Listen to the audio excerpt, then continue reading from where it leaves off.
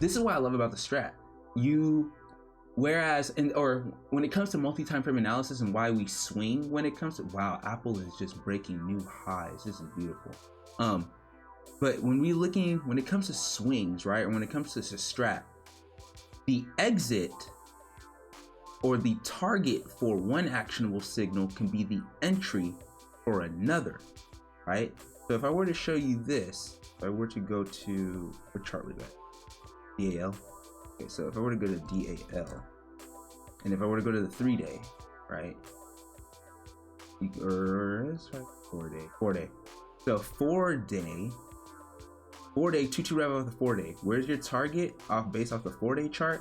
Your target is right here. So if this is your entry, this is your entry. That's your entry, and this is your target based off the 4-day chart, right? Entry, and this is target, ET.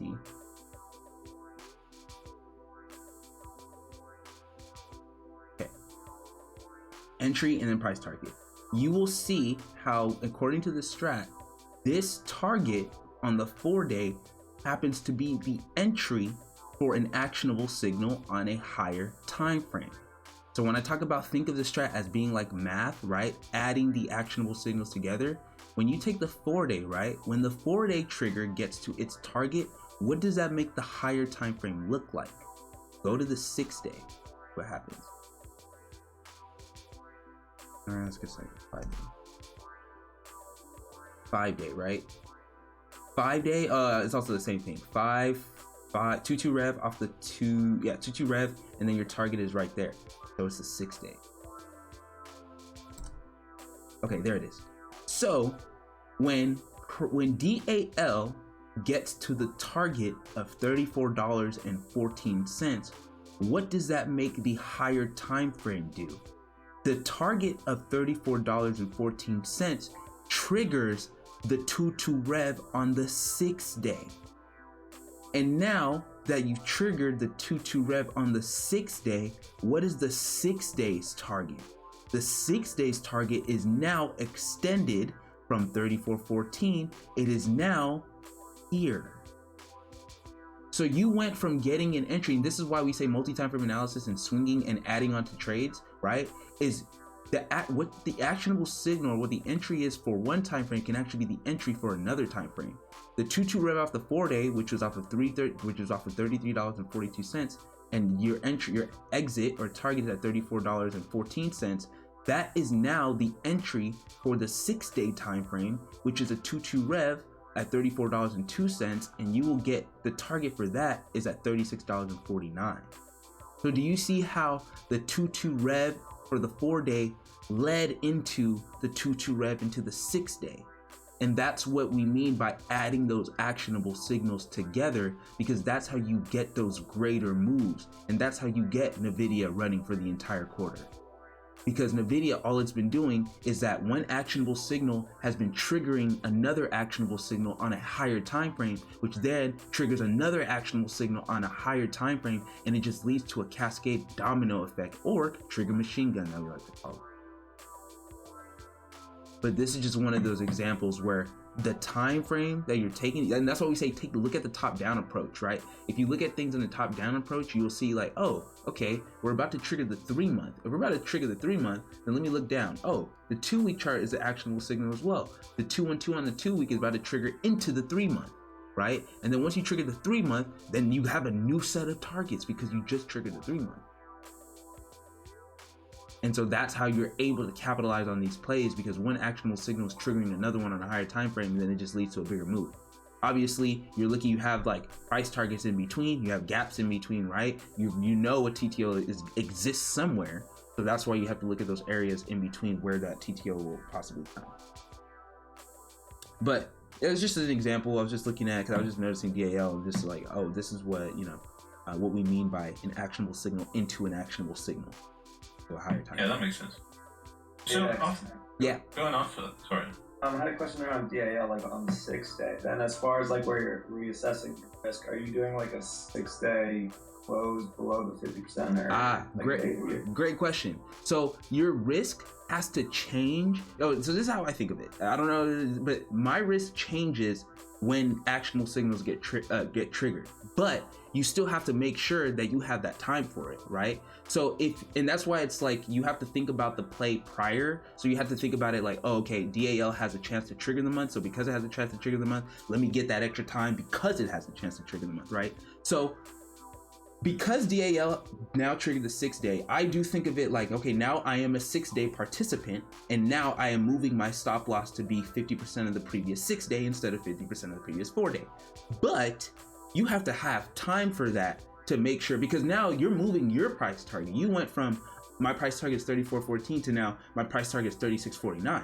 If your price target is now moving up based off your actionable signal, do you have time to allow it to go up that far?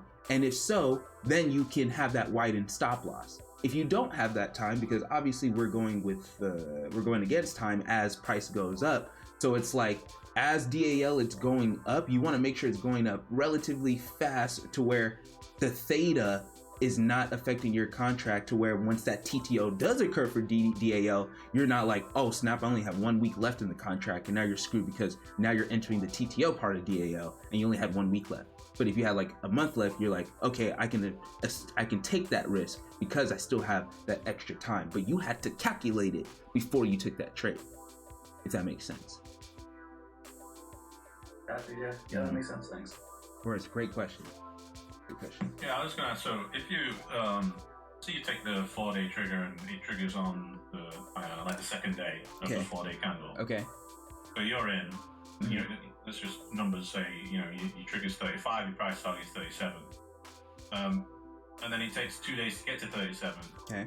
Are you buying like weeklies on them, or do you just say, oh, I'll just get a couple of days out? Or no, because you're taking it based off the 4-day, right? You have to have those candles materialize. So let's say DAL. So this is a perfect example. So this is DAL on the 6-day chart. Let's say you have this candle, right? And this candle does not get to the target on the 6-day. You have to anticipate and just literally like, what can the following candles look like? Let's say if you were to get a 2-up candle after, right? Like after this 6-day. In order for DAL to get to that target, that means it took 12 days for it to get to that target, or it could have taken up to 12 days for it to get to that target if you waited for this candle to close, right? So because it could have took 12 days, you need to buy that extra week out or that extra 2 weeks out to take into this account for the possibility that it could take this amount of time.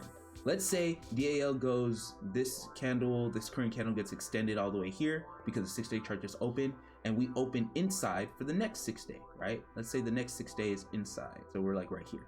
We have to, if it's inside, that doesn't mean it's reversing, right? It's inside. We have to wait for the following 6-day candle to finally give us that 2-up, right? And if we have to wait for the following 6-day candle to give us a 2-up, we have to be in there for 6, 12, 18 days. By a week out, that's how you get your monthly expiration contract. So you have to formulate the price, the candles in your mind, right? But it's based off the time frame, watermark, whatever. But because this candlestick will take 6 days, you know that you need to hold it for at least 6 days. That's why I said Costco. For those of you, that's why I said Costco. I didn't buy enough time. Costco, I became a 9-day participant, right? But I did not buy enough time for it, because if you look at Costco on the 9-day, Costco turned me from a 4-day participant into a 9-day participant. But I didn't buy enough time for it, and that's why Costco ended up being a failed play. What happened was, if you look at the 9-day chart, Costco triggered 212 rev on the 9-day. Costco says we have the chance to go to 500, 510, but you just need to buy time for it. And if you have this double hammer on the 9-day, that was an 18-day. Think of it as an 18-day hammer. So if this price target or this candle is going to take 9 days to complete, right? 9 days to complete. I bought the 4 6s. That wasn't enough time, because because Costco could be fluctuated, go down, go up, go down, go up, go down, go up, go out, down, go up for 9 days, right? And then the second 9-day, let's say we go 2 up on the 9-day chart, boom. I had to buy enough time to account for this, if that makes sense. Yeah, would you take into consideration the size of the candle as well? Because you can see, like, they're relatively quite quite large then. Mm-hmm. Would you say, would you take that into account at any point, or is it just like, can it just be? It's less of the Apple's still going. It's less of the length of the candle, but more of the ATR of that range. So what is the average ATR of Costco in a 9-day range? What is the average ATR of Costco in a 10-day range? Because then once you're able to see that, then you can kind of get the you can kind of calculate how long it will take for it to get there. Because remember, when you're looking at things on a higher range, right? What you're not actually paying attention to is the days within the range where it's just going up and down, right? Because Costco could say, oh, within 90 days it has a $40 range, but it can give you a $40 range in 2 days, and the 7 days just fluctuating between a $5 range. You know what I mean? You won't actually know. So it's more of what is that ATR of that range, and where is a potential price target? Because I'm saying like, all right, Costco has a gap at 540. Its 10-day ATR is $20. Okay. Given $20 for a 10-day ATR, that means it can get to 540 in two 10-day candles, right? Because I know it won't just give us two straight up, then I give myself some leg room. All right, let me get 3 10-day candles just in case there's an inside bar. And that's why I say you have to buy that extra time for that week just in case. Think of it like this. If you know where price is going, what if, and let's say you're in a swing, if they give you an inside week, right, but price is still going to get to your target, how are you still able to eat off that play? You need to be able to have theta not affecting your contract that much while it's inside. How do you have theta not affecting your contract while it's inside? Buying that extra time. Yeah, I guess that leads on to like if you were to trigger the 4-day gain, like say a weekly, and then it hits your target on like the 4th day or whatever, which then triggers like a 9-day. Would you cut that position and then add to the position with a longer contract? So if you're already up, right? We'll cut the first position. So since that 4-day, so 4-day turns into a 9-day, I would assume, and obviously this is hypothetical and just assuming, the most ideal scenario would be that 4-day trigger into the 9-day, you take profits, and then you buying back in once you get a TTO off the 9-day. Because think about this, it's a 9-day chart, right? So because it's a 9-day trigger, it's going to take potentially 9 days. It's not going to go crazy the first day. So it will most likely give you that chance to get in on a TTO. And if you also think about the analysis of whole, like the candlesticks, once they trigger, oftentimes they come back within the body of the candle before actually taking off. So if you were to take it off a 9-day, then that's saying, all right, day 2, they probably come back in before taking off. And day 2, that would be your TTO. And I think that's actually what happened. So that's been a 4-day. Yeah, so they would have gave, so if you took the off the, okay, if you took a 9-day trigger, 9-day trigger entry, and then let's say did they give you a TTO daily? Yeah, they gave you a bunch of people. So they said you enter here at 493 and we'll allow you can get in on here, you can get in this day, you can get in this day, because this was the entry. They allowed you to get in here. And that's why I'm saying like those TTOs, those are like really the bread and butter of like when to actually get in, because like the strat actionable signal says it triggers, but then you might have to come back in a little bit before actually taking off. And then because we trade options, you know, our premiums are down.